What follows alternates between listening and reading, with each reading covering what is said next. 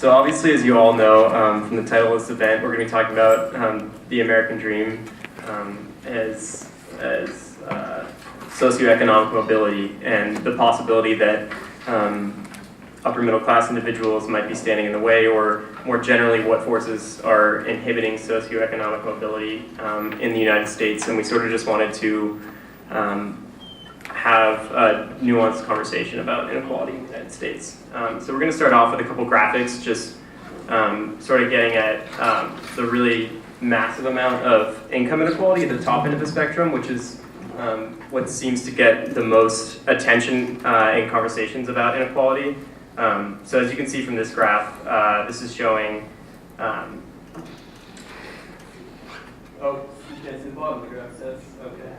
Well, this graph is showing the growth of real average income for different percentiles. So as you can see, that's the top 0.1% of earners in the United States, the top 1% in orange, and then if you were able to see, which the table I think is blocking, the axes are at the very bottom, and that is sort of blocked. But you can see the massive amount of income growth for those at the top 1% and top 0.1%.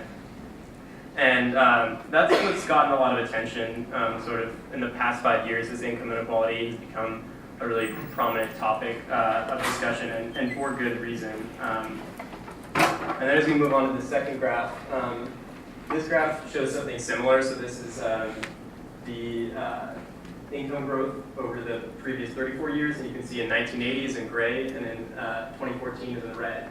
So earners at the bottom end of the spectrum in 1980 actually have a higher growth over the last 34 years than those at the top. And that obviously flips when we come to 2014, and there's really, it's sort of exponential at the right end of the spectrum.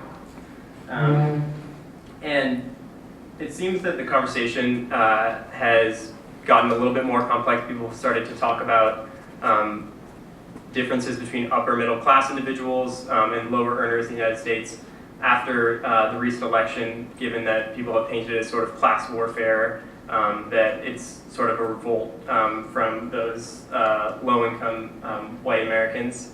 And so we want to continue to sort of bring the discussion away from just focusing on that top 1% and making it more complex. So these are some of the broad questions that are driving that are guiding our event. And we invited 3 guest speakers to unpack the issue of income inequality and social mobility. So on stage we have Michael Tanner, who's a senior fellow at the Cato Institute. We have Dr. Camille Z, who is a professor of sociology, Africana Studies, and Education, as well as the director of the Center for Africana Studies at the University of Pennsylvania. And our third speaker, who's stuck in traffic from Los Angeles right now, who will hopefully join us soon, is Bryce Covert, who's an independent journalist who's written about economic issues for The Nation, Slate, The New York Post, and other sources. So first, if all of our panelists could just briefly summarize their work on the issue of inequality and socioeconomic mobility in the United States. So if you could just give a brief summary, sort of. So my work is largely in the area of racial inequality, and for most of the last decade or so, I've been focusing heavily on the experience of students at selective colleges and universities, really trying to understand. When we started the project, we were approached because the big news was that there remains a 100-point SAT score gap at all levels of social class status between whites and blacks, and that's what got people interested in trying to understand the experience of students on these campuses. And as a consequence of that project, we've started paying attention to the diversity of the black population on those campuses, of the Latino population on those campuses, and honestly of the white population on those campuses, right? That working class whites or low income whites are kind of an invisible group on campus when we tend to use race to signal class in many social settings. But I have other work that's in the area of racial residential segregation and racial attitudes and public opinion. And so I think I'm constantly thinking about class, but often thinking about racial disparities and the way that class gets measured and how it often is different for populations of color compared to whites, which is the way we have tended to think about social class. So, most of my work involves poverty, but that often slops over and think in terms of the public discussion into inequality. And I actually try to differentiate between the two. I actually have almost no interest at all in inequality as an issue. I don't think there's anything particularly wrong with inequality. I think that it gets far too much attention. I think poverty, on the other hand, is a big issue and one we should pay close attention to. As a thought experiment, consider that if we were to double everyone in America's income tomorrow, we would do a great deal to alleviate poverty. A lot of people who are suffering today would be better off.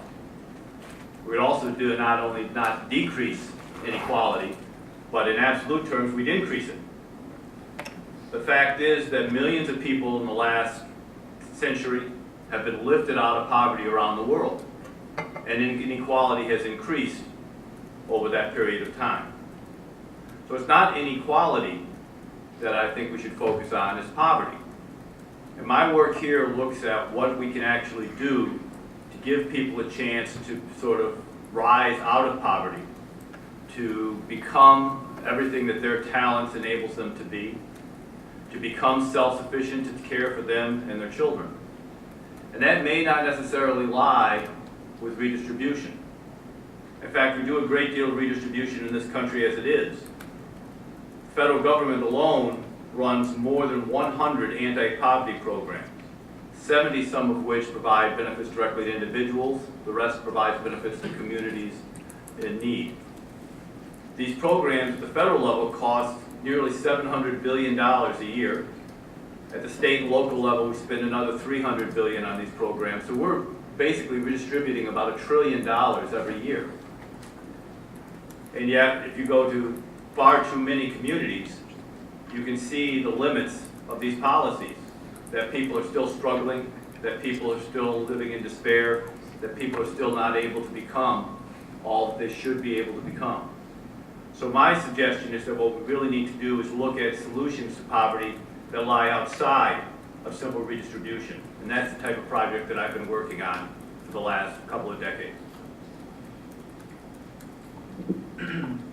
So we're just gonna summarize a little bit the diversity we have on stage, and then at the end, when we summarize all of them, the speakers can comment whether they agree or want to sort of comment on our summarization.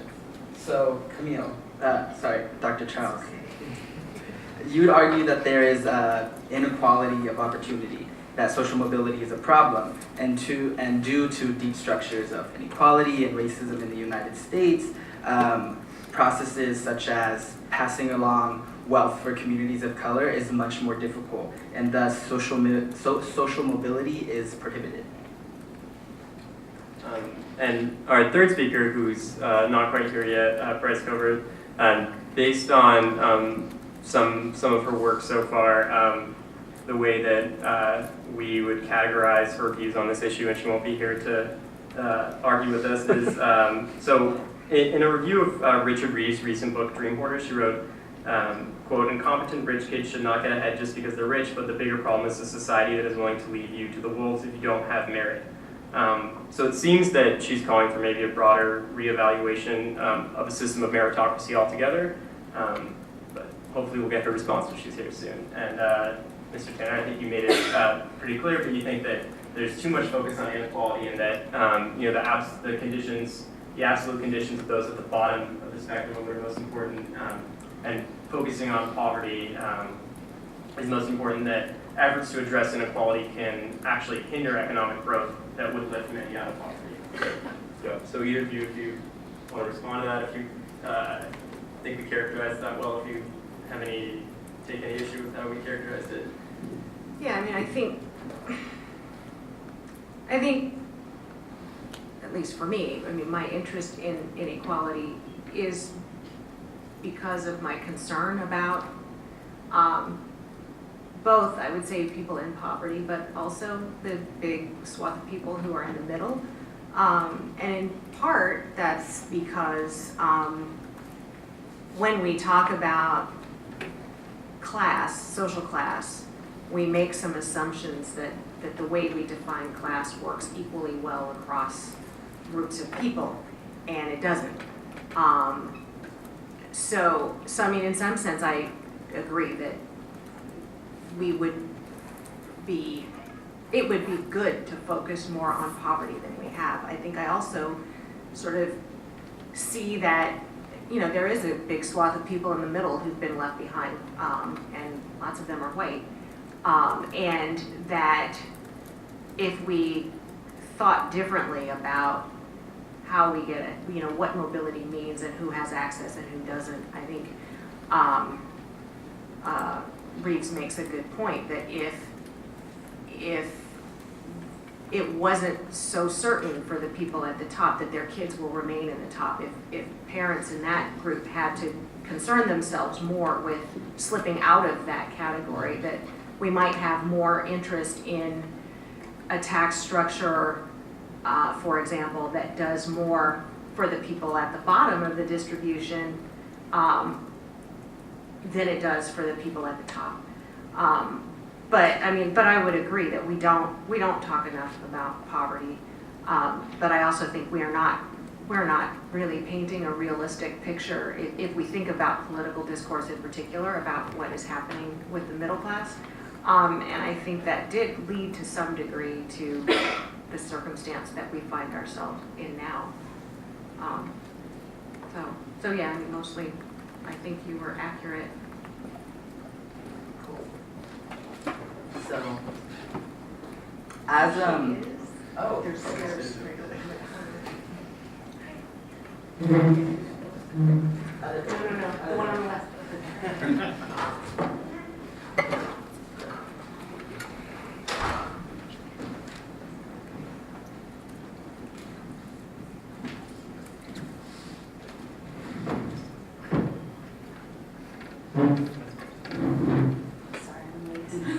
So this is our third speaker, Bryce Covert, and we were just sort of summarizing what we see as each speaker's view in a broad sense on the topic of employee social mobility. So I can repeat the way we describe your view, and you can respond and say if that's a fair characterization. It should be. So just to quote a review you wrote of Richard Reeves' book Dream Hoarders, you wrote, "Incompetent rich kids did not get ahead just because they're rich, but the bigger problem is society that is willing to leave you to the wolves if you don't have merit." So I see it that you're arguing that we need a more broad reevaluation of the system of meritocracy altogether, maybe? Yeah, I think that's accurate, yeah. We're glad to have you.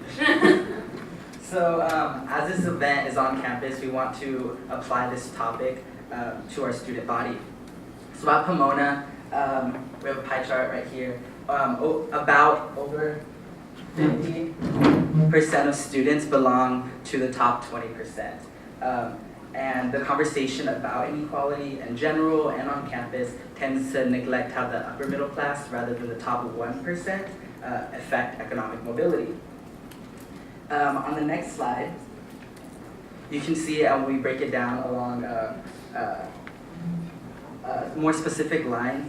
The percentage of Asian American students and white students at Pomona College who are in the top percent is much higher than the percentage of Latinx students and Black students. For Asian American students, it's about 70%. For white students, I think it's 67%. But that doesn't, if you also look at it, you see that half of all Latinx students and half of all Black students belong to the top 20%, the first quintile. So we see that, we see how sort of the upper class dominates income distribution. So this is for all of our speakers, but a little bit more geared towards Dr. Charles. How does your research say, or what does your research say is the reason for disparities in income distribution distribution along racial lines, and feel free to expand that to the greater U.S. economy. I mean, I think that historically, Blacks and Latinos as a group tend to have lower levels of education of the sort that gets them into higher paying work, and that aside from any inequality that is a function of differences in skills and experience and those sorts of things, we know that there's still discrimination. And that on top of all of that, we know that there's a huge wealth disparity that's born out of centuries of exclusion from the opportunity to accumulate wealth and then to hand it down.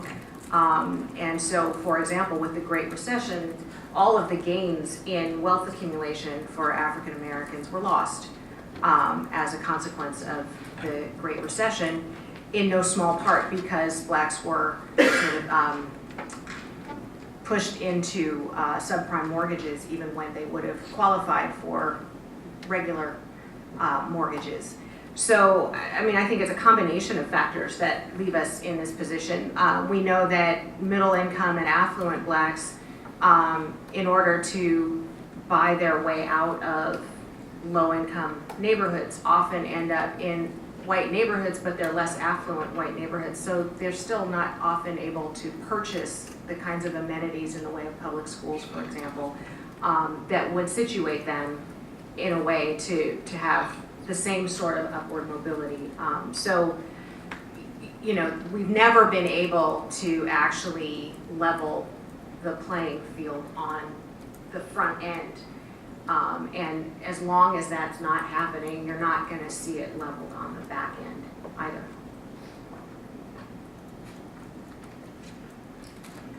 Yeah, I agree completely, basically 100% on everything that you just heard. I mean, I think you can look at four factors, if you will, that I think that affect African American inequality. Number one is the historical legacy of not just slavery, but Jim Crow and right up to the present day. I mean, there's Julian Simon of the University of Maryland, I believe, did a study that just said if you looked at lost wages, that you assume that Blacks in slavery had earned regular wages, it would be $17 trillion of wealth that they don't have, that African American families don't have today, that would have been passed on down.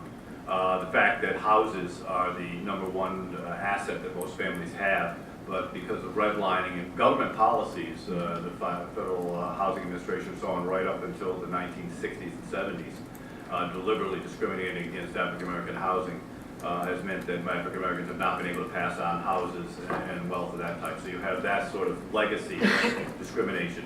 You have ongoing discrimination, criminal justice system, which is absurdly racist, and the continuing fact that strips 1.5 million young Black men out of cities in particular, and the problems, social problems that then leads to.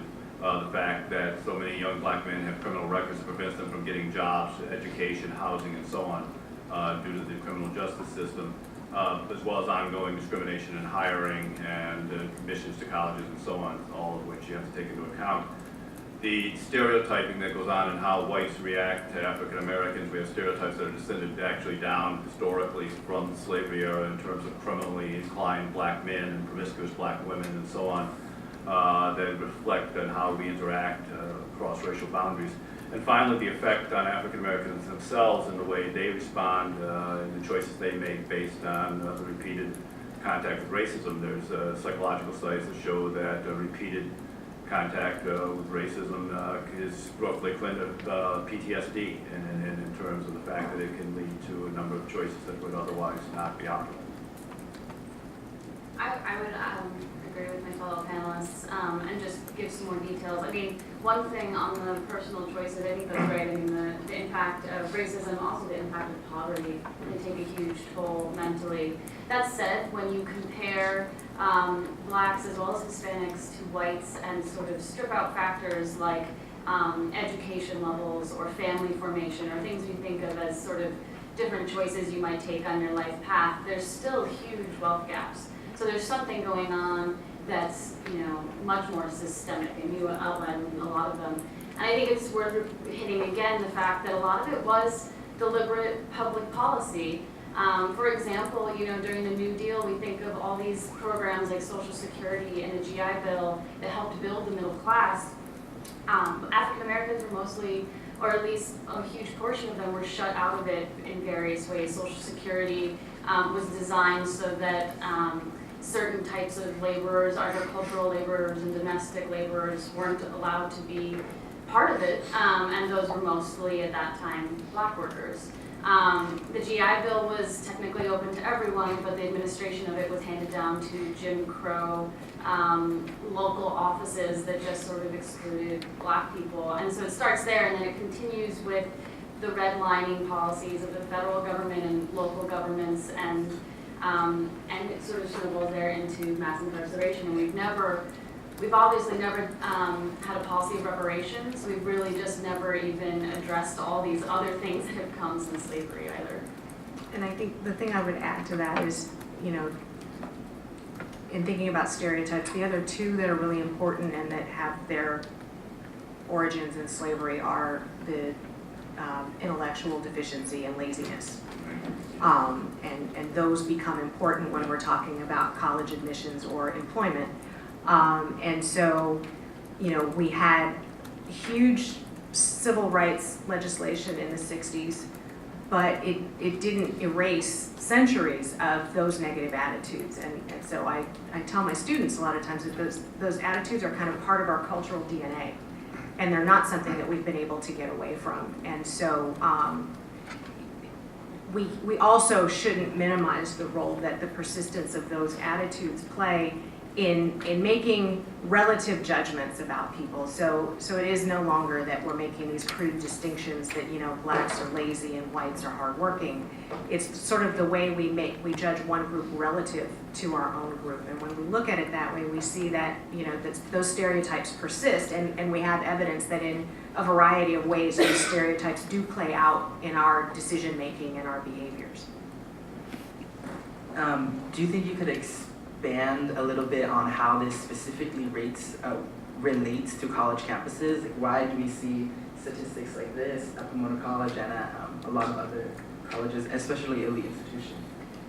So I think that I want to start specifically with the high percentage of Black and Latino students who are from that top income quintile. And I think that if we think about the way that we have historically talked about and implemented affirmative action, and then the way that we are forced now to implement it, I don't know that we always did a good job of implementing affirmative action policy, that it was never intended to be a quota system. It was never intended to be something that gave unqualified or lesser qualified minority applicants, whether they were white women or Black men, access to opportunities that they weren't capable of taking advantage of, that was never the intent. Though you can look at some institutions of higher education and see where they did implement it that way. I think particularly since the Michigan decisions, we've had to rethink and actually are now doing the work of implementing affirmative action the way that in spirit it was intended. And actually in fact, because it was not ever intended for people who couldn't do the work. And so I think one of the ways, though, that colleges and universities have done this is that they're accepting more of the higher income African Americans and Latinos, in part because there are now more of them than there were in 1970, 74, 80, and what have you. Some of that is among the Black student population, for example, is that there are more Black immigrant students, and those particularly who are African immigrants are from higher income, higher human capital families. And my hunch is that the same can be said for a percentage of the Latino student population that really refutes the stereotypes that we tend to have about those students. So one of the things that has happened is that we're accepting and admitting a more diverse set of Black and Latino students than we ever did before. And again, one of the ways that we're doing that for African American students in particular is that you see much larger percentages of Black immigrant students. But I think we also have to acknowledge that we are finally in a generation where legacy admissions play out for minorities.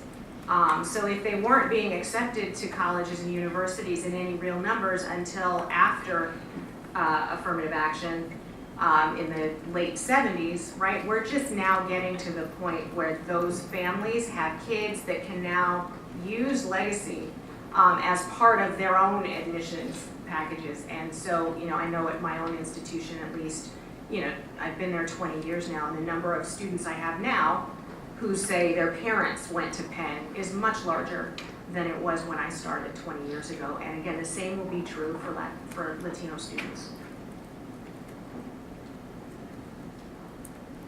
Yeah, I basically don't have, again, much disagreement. We're going to find a lot of agreement up here on this panel, which is probably not what was intended. So let me, if I can, try to throw in a little bit of breaking up the kumbaya up here. And that is, we need to be careful as well, though, that in our sort of our portrayal of how minorities are treated, that we don't strip them of agency. That we don't pretend that they're all victims, chaff on the wind, blown about by the winds of fate, you know, unable to make choices and decisions in their lives. Choices and decisions do matter. People talk a lot in sociological circles about the success sequence. I think it's vastly overrated, but there is a success sequence there that basically says that if you're employed, if you finish school, if you're unmarried, you don't have children, those sorts of things do increase your chances of moving up the ladder a great deal. Now, there's a gap, as you mentioned, there's a great gap, about 20 percentage point gap between how that affects African Americans and how that affects whites, but even among African Americans, it does increase substantially your chances of getting ahead. And so I do think what you're seeing is a class-based structure as well, class impact on that in terms of how people behave in terms of those choices. But that also is going to impact ultimately on who gets into college and who doesn't, is whether or not you basically were in families that met that success sequence.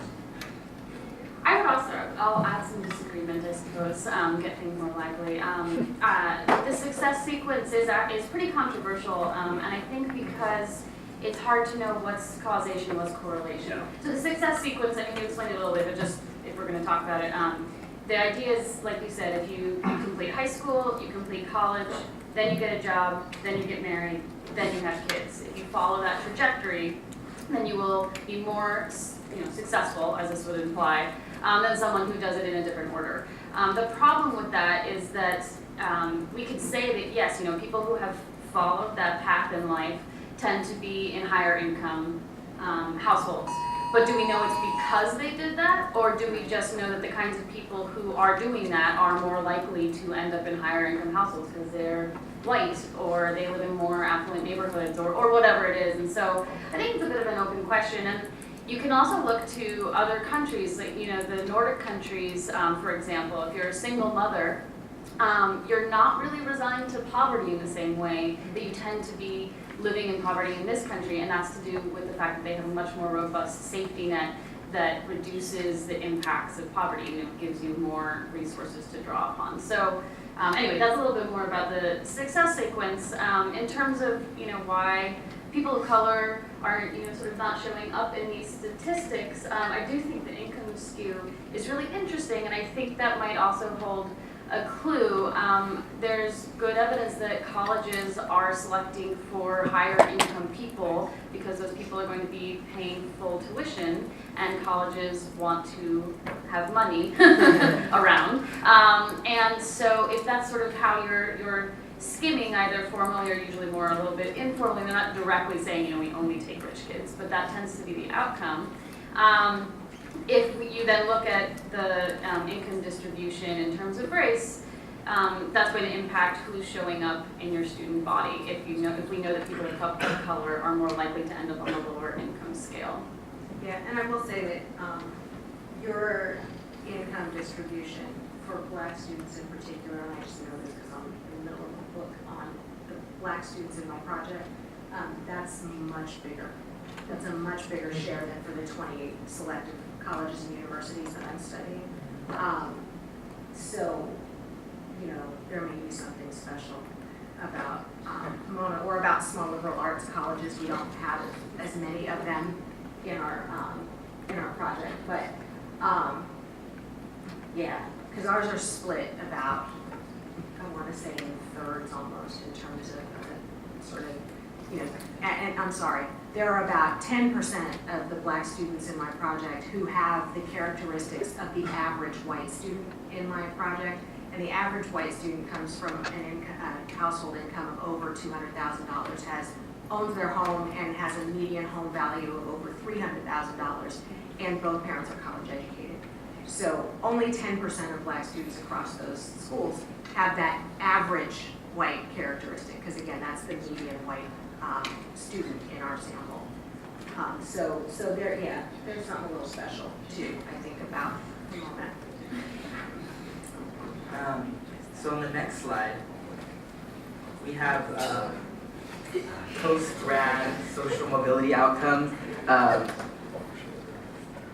Something very interesting at the Claremont colleges is that we like to contrast Pomona College to Claremont McKenna College. And one of the sort of stereotypes or characteristics that come along with that is this idea that Pomona College is preparing their students for sort of intellectual curiosity, whereas Claremont McKenna is much more pre-professional, to put it briefly, is trying to prepare their students for monetary success. But they're both liberal arts schools. The social mobility rate is only different by 2%.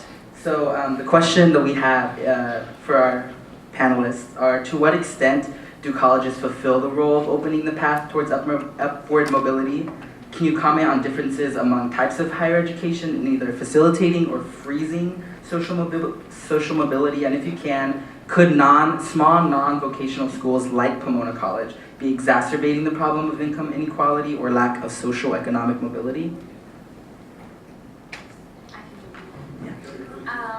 So there's a lot to unpack there, and I think the role of higher education colleges in social mobility is actually something people are really debating right now. I think it used to be a lot clearer when the workforce population wasn't as likely to have been to college. Going to college was a very sort of clear way to get ahead.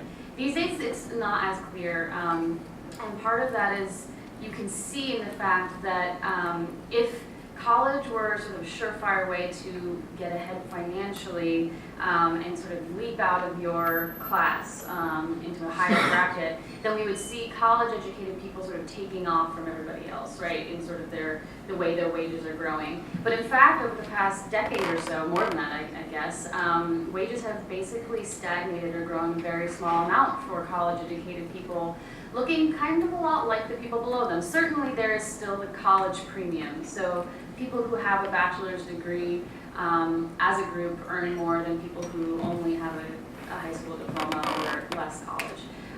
But their growth is not taking off. What we do see growing is the top 1%'s income. And that's income inequality. So something is happening where college is not pushing you up into these higher growing, exponentially growing income areas. The other thing that we know is that the economy is adding a lot of low-wage jobs that don't necessarily require a higher education. And that's been the bulk of what we've added to the economy since the recession. And so if that sort of complicates the idea that if you get a college degree, you're boosting your chances for getting a higher paid job if all the jobs being added are lower paid. So I think we don't really know. One thing I will say is that there are colleges that seem to be better at pushing their students up into a higher income bracket than their parents or sort of their families. And when they do that in a broad-based way, it's not the elite colleges. It's schools like CUNY, or like that's a New York school. It's it's a public institution in New York City. And a lot of it is because they're taking in a much broader array of students. They are actually their student body has working class family students there. And so the effects of college on those students is they're getting launched into higher brackets along with all the other kids coming in from much higher incomes. I've got very little to add to that. I think the last point was a very interesting one, and that is, if you really want to look at the elite colleges, say the Ivy League or whatever, they're not worth the money. I mean, essentially, the gain you get from going to Harvard versus going over sort of a mid-level school is not worth the added cost of it in terms of your future income stream. Yeah, I mean, I think a big part of that is that we're not, for all of the hype that we're accepting now, all of these first-generation low-income students, we're still not accepting enough of them, and creating an environment that is hospitable for them to stay and graduate. So, and I was explaining to Alfonso before we got started that I think sometimes it's because it's not for lack of money, but it is often too much bureaucracy. And I was sitting here thinking about common sense, because there were certain things that just seemed to be common sense to me, but then I realized that common sense is sort of situational. And that what seems to be common sense when you're somebody who has never struggled for anything, and your common sense when you've struggled for everything, that those are very different kinds of, the perspective is just different. And I think in some instances the issue is institutional, and it's that, those institutions weren't built for that. And we're trying now to readjust, and some do better than others, but I think they've got to learn that it isn't just about throwing money at it. I would add to that too. I mean, that's a huge problem, and it also gets to the social mobility aspect, because people who enroll in college and then don't complete their degree are much worse off. I mean, and that's kind of common sense, because you spend a lot of money and you don't have a degree, and it's a really big issue. And student loan default rates are much higher for people of color, for low-income people.